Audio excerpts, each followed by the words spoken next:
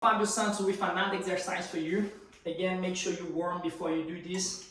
So this is the next level up for the single leg glute bridge. So at this stage you already can do normal glute bridge and you already can do single leg normally, at least around 10 on each leg before you try to add the hop.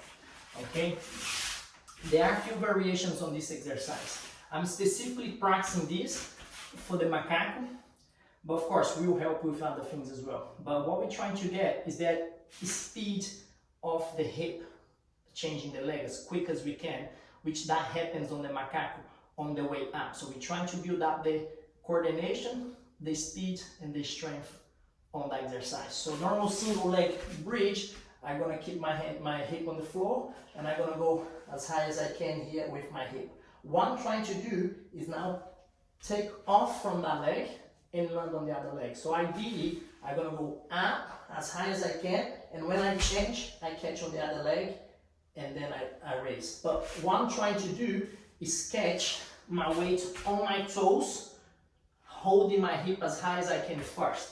For that, I need speed.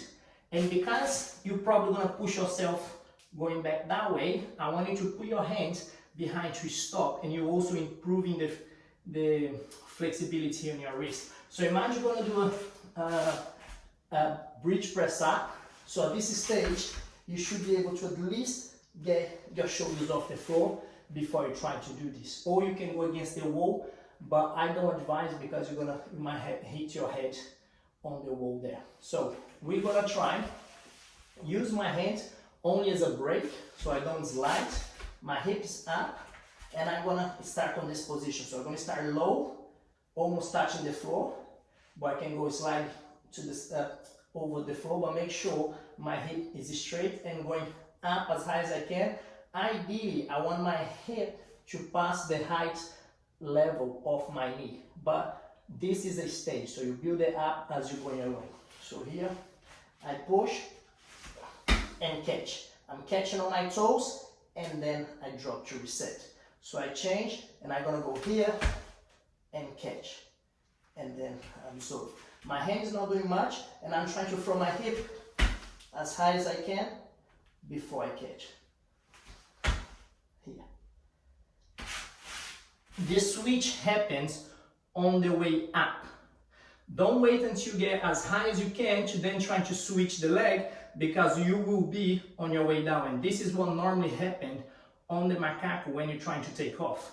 You waited until you reach the peak, which you want that, but you already sent the opposite leg to switch before by generating momentum all going up.